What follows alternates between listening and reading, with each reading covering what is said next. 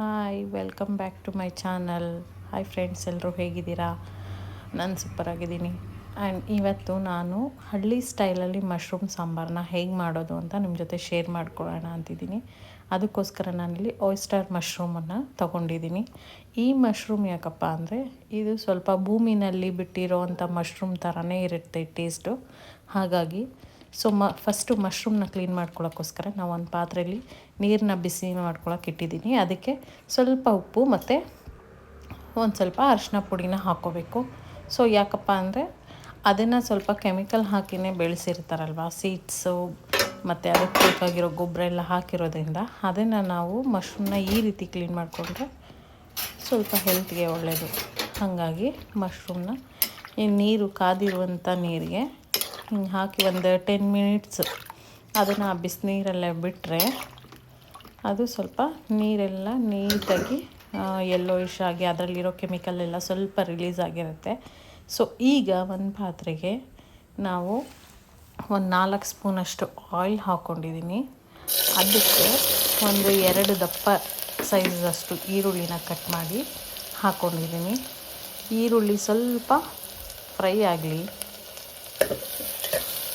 And ಈ ರೆಸಿಪಿನಲ್ಲಿ ಒಂದು secret ಇಂಗ್ರೀಡಿಯೆಂಟ್ನ ನಾನು ಆ್ಯಡ್ ಮಾಡಿದ್ದೀನಿ ಫ್ರೆಂಡ್ಸ್.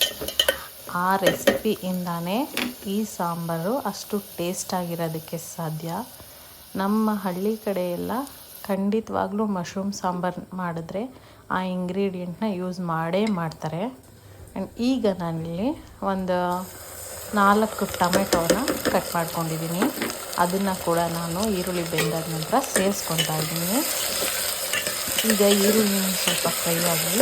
ಆ್ಯಂಡ್ ಈಗ ಹೇಳ್ತೀನಿ ಸರಿ, ಆ ಇಂಗ್ರೀಡಿಯೆಂಟ್ ನಮ್ಮ ಹಳ್ಳಿ ಕಡೆ ಹಾಕ್ತಾರೆ. ಹಾಕ್ದಿರೋ ಮಶ್ರೂಮ್ ಸಾಂಬಾರನ್ನ ಮಾಡೋದೇ ಇಲ್ಲ ಫ್ರೆಂಡ್ಸ್. ಏನು ಅಂತ ತಿಳ್ಕೊಬೇಕಾ? ಫುಲ್ ವಿಡಿಯೋ ನೋಡಿ. ಆ್ಯಂಡ್ ಇವಾಗ ನಾನಿಲ್ಲಿ ನಾವು ಮನೆಯಲ್ಲಿ ಏನು ಬೇಳೆ ಸಾಂಬಾರು ಪೌಡರ್ ಅಂತ ಮಾಡಿಟ್ಕೊಂಡಿರ್ತೀವಿ, ಅದನ್ನು ನಮಗೆ ಖಾರಕ್ಕೆ ಎಷ್ಟು ಬೇಕು ನೋಡಿಕೊಂಡು ಹಾಕ್ಕೋಬೇಕು. ನಾನಿಲ್ಲಿ 2 ಸ್ಪೂನಷ್ಟು ಬೇಳೆ ಸಾಂಬಾರು ಪೌಡರ್ನ ಹಾಕ್ಕೊತಾ ಇದ್ದೀನಿ. ಆ್ಯಂಡ್ ಅದ್ರ ಜೊತೆಗೆ ನಾನು ಅದಕ್ಕೆ ಎಷ್ಟು ಬೇಕೋ ಅಷ್ಟು ರುಚಿಗೆ ತಕ್ಕಷ್ಟು ಉಪ್ಪನ್ನು ಕೂಡ ನಾನಿಲ್ಲಿ ಆ್ಯಡ್ ಮಾಡ್ಕೋತಾ ಇದ್ದೀನಿ. ಇವಾಗ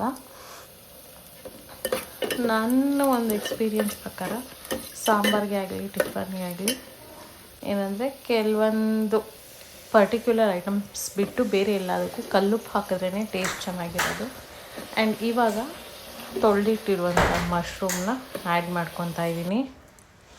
ಆ್ಯಂಡ್ ಈ ಮಶ್ರೂಮ್ನ ಫಸ್ಟಿಗೆ ನಾವು ಒಂದು 5 ಮಿನಿಟ್ಸ್ ನೀರೇನು ಆ್ಯಡ್ ಮಾಡ್ದಿರ ಅದರಲ್ಲೇ ನಾವು ಫ್ರೈ ಮಾಡ್ಕೊಳ್ಳೋಣ ಫ್ರೆಂಡ್ಸ್.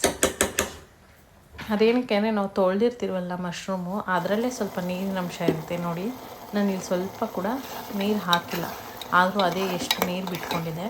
ಮತ್ತು ಆ ಆಯಿಲ್ ಜೊತೆ ಫ್ರೈ ಮಾಡಿದಾಗ ಅದು ಸ್ವಲ್ಪ ಹಸಿ ವಾಸನೆ ಅನ್ನೋದು ಹೋಗುತ್ತೆ. ಹಾಗಾಗಿ ಇವಾಗ ನಾವು ನಮಗೆ ಎಷ್ಟು ನೀರು ಬೇಕೋ ಅಷ್ಟನ್ನು ಆ್ಯಡ್ ಮಾಡ್ಕೋಬೇಕು.